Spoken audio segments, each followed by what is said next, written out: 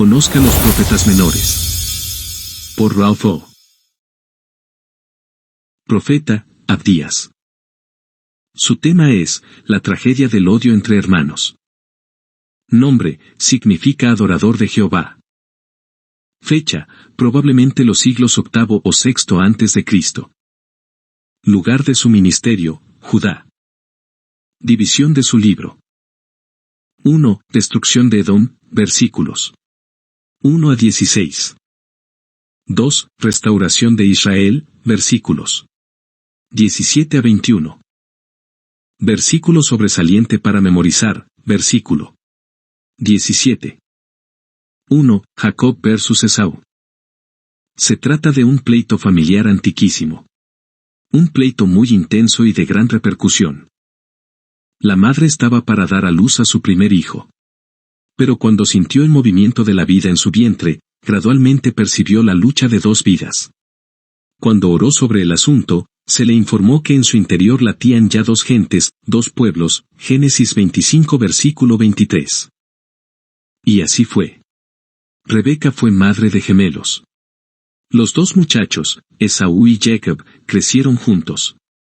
Pero desde el principio fue evidente que integraban dos personalidades enteramente distintas. No se trataba solo de que Jacob fuera un hombre de tiendas y Esaú un cazador que recorría los campos. La diferencia fundamental se encontraba en sus actitudes hacia la herencia ancestral. Esaú vendió impertinentemente su primogenitura por un plato de lentejas. Habiendo despreciado los derechos de nacimiento, perdió también la bendición. Este acontecimiento avivó los celos y las rivalidades de la infancia y la juventud.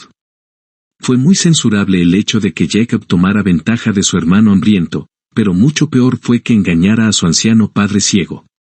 Las cosas habían llegado demasiado lejos. Habiéndose propuesto asesinar, Esaú esperó el momento. Pero la madre obró con astucia y rapidez, y evitó el fratricidio.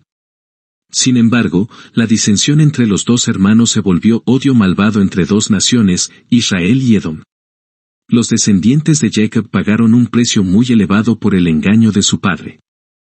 2. Israel versus Edom. Los siglos pasaron y el nuevo pueblo de Israel se dirigía a la tierra prometida. Al llegar a la frontera de Edom, se envió una atenta súplica de parte de tu hermano Israel, pidiendo salvoconducto para atravesar aquel país montañoso. La respuesta fue una negativa terminante, acompañada de una amenaza: no pasarás por mi país, de otra manera saldré contra ti armado, Números 20 versículo 18. De manera que los hebreos tuvieron que dar un largo rodeo por las fronteras de Edom. Cuando llegaron los siglos de monarquía, Saúl guerreó contra los edomitas, y David los conquistó. Desde aquellos años la lucha había sido dura y prolongada. Pero probablemente haya sido en relación con la destrucción de Jerusalén en el año 586 a.C., que Edom se gozó con toda perversidad en la dulzura de la venganza. Cuando los ejércitos de Nabucodonosor invadieron Judá, depusieron al rey y dejaron en ruinas la capital, encontraron un aliado voluntario en el vecino Edom. En aquella hora tremenda de la caída de Judá, su hermano se puso a un lado y rió alegremente. Probablemente haya sido en esta invasión, o alguna otra anterior, que se provocara la explosión de acusaciones proféticas que encontramos en Abdías. Los 25 versículos de este libro, el más corto del Antiguo Testamento, rebosan de protestas y declaraciones de castigo. Patterson lo ha llamado un himno de odio. Pero eso no es justo. Es más bien una declaración de la oposición eterna de Dios a la ausencia del amor entre los hermanos. Las características sobresalientes de Edom eran las que el amor divino aborrece. 3. El orgullo de Edom. A. Petra, la inconquistable. El orgullo de Edom se debía principalmente a dos cosas. La primera era la posición casi inexpugnable de su capital, Petra. Este era un nombre apropiado, pues que en griego Petra significa roca. La ciudad se encontraba situada en el extremo de un valle largo y angosto, de manera que era casi imposible capturarla. En los sarcófagos de una civilización antigua, en inglés, George L. Robinson nos ha dado una descripción extensa y vívida de la ciudad de Petra como está hoy. Todo un capítulo se dedica al desfiladero que conduce directamente a la ciudad. El autor señala que en la antigüedad, Una docena de hombres podía defender el paso en contra de todo un ejército de invasores. Este hecho, junto con el círculo de montañas inexpugnables que cercan la ciudad, dio a los habitantes un tremendo sentido de seguridad. La estrecha cañada es sinuosa y torcida, como el rastro de una serpiente. En ambos lados las paredes naturales se levantan a una altura de como 70 metros, ocultando la luz del sol, aún en mediodía. En algunos lugares el paso no tiene más de 3 o 6 metros de ancho. Esta hendidura en las montañas se prolonga por un poco más de 2 kilómetros, quebrándose de pronto en un pequeño valle situado transversalmente. Y allí, frente a los ojos del viajero, está el Casne, o templo de Isis, que tiene 30 metros de altura y 20 de ancho, labrado en la hermosa piedra color de rosa de la región. Los que han visto el lugar lo describen como un cuadro increíblemente bello. Por supuesto, el templo que mencionamos está allí desde tiempos romanos. Después de seguir el desfiladero por medio kilómetro más, se llega al sitio donde se encontraba Petra, la capital de los edomitas. En Petra se ven murallas con cientos de tumbas y habitaciones cavadas en ellas. Es la ciudad que vivía segura en su fortaleza montañosa y miraba con indiferencia, si no con desprecio, al mundo que le rodeaba. Teniendo en nuestra imaginación esta descripción de la ciudad y sus alrededores, podremos comprender y apreciar mejor las palabras del profeta de la antigüedad. En los versículos 3 y 4 de su breve profecía, clama: La soberbia de tu corazón te ha engañado, oh tú que habitas en las hendiduras de la peña, y cuya morada está puesta en alto, el mismo que dice en su corazón: ¿quién me hará bajar a tierra? Aunque te remontares como el águila, y entre las estrellas pusieras tu nido, de allí te haré bajar yo. Dice Jehová. VM. En cierta ocasión estuve en una plataforma de observación llamada Punto de Inspiración, del cañón de Yellowstone, en los Estados Unidos. Mientras contemplábamos absortos los colores indescriptiblemente bellos de la cañada a nuestros pies, distinguimos un nido de águilas colocado firmemente sobre un solitario picacho. 4 aguiluchos se removían en el nido ignorantes de que los observábamos por nuestros binoculares de larga vista. Se encontraban absolutamente seguros, porque ningún hombre ni bestia alguna podrían llegar a su nido entre las estrellas. Así se encontraba la antigua Petra. Pero Dios declaró por medio de su vidente: de allí te haré bajar yo.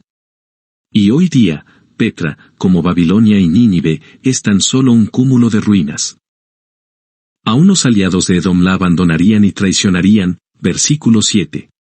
La expresión los que comían tu pan, se refiere evidentemente a una costumbre muy popular en aquellas regiones del mundo. Aún en la actualidad es una ley no escrita entre los árabes, que si una persona come pan con otra, no le puede hacer daño después. Comer juntos es símbolo de pacto y paz. Quien rompe esta costumbre comete uno de los crímenes más graves entre los habitantes de los desiertos orientales. B. Los sabios de Edom. Mencionamos anteriormente que el orgullo de Edom tenía 2 fuentes. La segunda era la gran fama que como sabios gozaban los descendientes de Esaú. No haré que perezcan en aquel día, dice Jehová, los sabios de Edom. Versículo 8. Se mencionan específicamente tus valientes, oh Temán. La ciudad de Temán era considerada como uno de los grandes centros de sabiduría en tiempos antiguos. Uno de los 3 supuestos consoladores de Job era Elipaz temanita. Indudablemente, algún sabio famoso de aquel día. 4. La crueldad de Edom con Israel. El orgullo de Edom condujo a la crueldad para con su hermano Israel. De esta manera llegamos a la médula del lamento de Abdías en los versículos 10 al 14, la injuria de tu hermano Jacob te cubrirá de vergüenza, y serás talado para siempre. A. Saqueadores voraces. ¿Exactamente qué fue lo que hizo Edom? El día que estando tú delante, llevaban extraños cautivos su ejército, y los extraños entraban por sus puertas y echaban suerte sobre Jerusalén, tú también eras como uno de ellos. Versículo 11. El siguiente versículo expresa con mayor claridad esta actitud: pues no debiste tú estar mirando en el día de tu hermano, el día en que fue extrañado. No te habías de haber alegrado de los hijos de Judá en el día que se perdieron, ni habías de ensanchar tu boca en el día de la angustia. Versículo 12.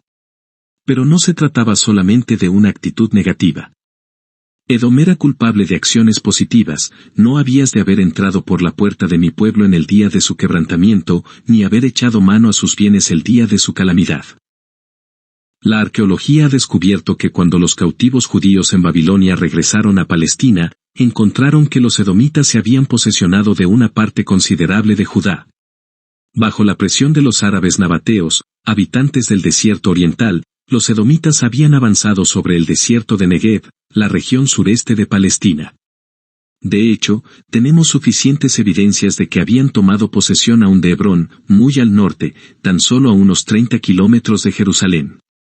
En tiempos de Jesucristo, esta región era conocida como Idumea, y fue de allí de donde salió el temido y odiado Herodes. B. Traidores en tiempo de necesidad. El verso 14 registra una descripción mucho más vívida de las actividades de Edom. Tampoco habías de haberte parado en las encrucijadas, o pasos en las montañas, para matar los que de ellos escapasen, ni habías tú de haber entregado los que quedaban en el día de angustia.